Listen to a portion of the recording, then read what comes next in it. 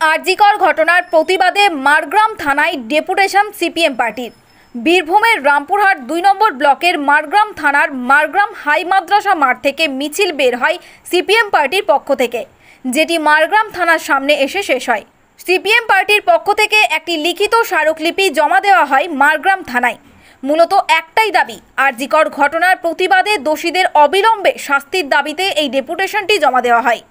উপস্থিত ছিলেন সিপিএম পার্টির নেতা নেতৃত্বরা। মিছিলের ভিড় ছিল চোখে পড়ার মতো।